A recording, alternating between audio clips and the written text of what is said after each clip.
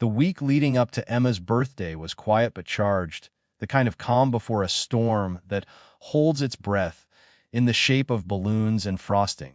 I spent hours carefully arranging invitations, choosing the cake, and rehearsing the small games that might make her eyes light up. I told myself not to hope too much. That family could be unreliable, but even as I whispered the warning, I hoped anyway. On the morning of her party, the house smelled like vanilla and damp pine from the freshly blown up balloons. Emma's excitement was contagious. She twirled in a pink dress with tiny glittering stars and asked me for the 100th time if everyone was coming. I smiled, even though my stomach had begun to knot. They promised, sweetie. They'll be here? I said, the words carrying the weight of belief I barely felt. By noon, the doorbell hadn't rung once. By 1, I began to notice the pattern: no cars on the street, no familiar laughter through the windows, no cousin showing up with a late gift. I watched Emma, oblivious to the absence, trying to pin ribbons to imaginary friends. I wanted to explode, to scream at the silence, but all I could do was sit and hold her hand. It was just the two of us. Hours later, after cake crumbs and deflated balloons, I texted the family group, "Emma's birthday today. Hope you can make it." Nothing. Not even a sorry. Just the stillness of phones lying silent, screens glowing without acknowledgement. I spent that night replaying every conversation. Promises made casually over dinners, over the phone, "We'll be there." Each echo burned a little more. I questioned myself, had I overplanned? Was I too demanding? The answers didn't matter. They didn't come, and I felt my trust fray, unraveling in quiet, heavy strands. A week later, my phone buzzed. I saw it was Mom. "Don't forget your cousin's engagement party, 100-800 per guest, dress formal." I read the message 3 times. There was no preamble, no apology, no acknowledgement of Emma's birthday. Just an instruction, sterile and transactional. My hands tightened around the phone. My chest constricted, not with anger, exactly, but with an acidic mix of disbelief and a strange, cold clarity. I sat with the message for an hour. The anger ebbed into calculation. I would respond, but on my terms. Quietly, deliberately, I retrieved a crisp 100 bill and a tiny note. "Will pass." I slipped the envelope in the mail. There was no fanfare, no explanation beyond the one-sentence refusal. It was absurdly small, almost fragile, but it carried weight in every fold.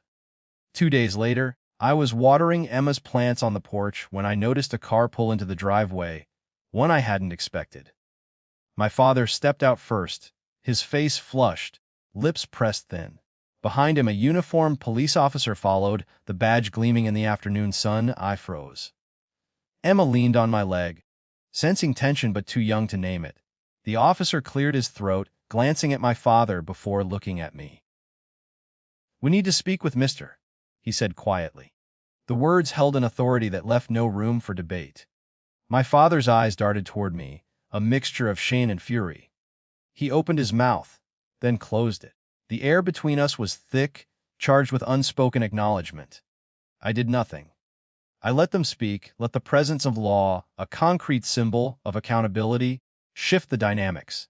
I didn't gloat. I didn't deliver a lecture. I simply existed in the quiet space, Emma beside me, safe and shielded. The implicit message carried itself. Dismissing us had consequences. The power was no longer abstract, it was visible, undeniable. Later, my father left red-faced, muttering excuses under his breath, still flanked by the officer's watchful presence. I closed the door slowly, feeling a subtle, unspoken victory settle over the house. Emma asked why Daddy looked upset. I hugged her close, smoothing her hair. "Sometimes people have to learn the hard way," I said, the words carefully neutral. She didn't need more. She didn't need the betrayal explained or justified. In the following days, messages came. Hints of embarrassment, vague attempts at reconciliation, and fleeting offers of gifts for Emma. I didn't respond. I let them come to terms with their discomfort privately. My daughter's world stayed intact. My boundaries stayed intact.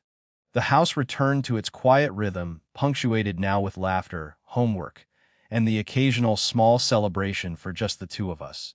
The family remained a complicated presence in my life, full of the same flaws and indifference. But the subtle shift in power, the calm assertion of consequence, remained palpable. I did not feel triumph in a loud, joyous sense. The victory was soft, almost imperceptible, resting in the dignity reclaimed, the quiet authority asserted, and the knowledge that Emma's joy would never again be contingent on the whims of others. Even weeks later, when I thought about the empty chairs at her birthday, the sting lingered. But it no longer dictated my actions or my emotions. It had become a memory, tempered by patience, restraint, and a new, quiet clarity about where control truly lies. Sometimes at night, I would catch myself smiling softly at the simplicity of it. $1, one sentence, and the undeniable presence of authority. That was all it took to reclaim the balance that had been lost, without spectacle, without cruelty, just consequence and quiet self-respect.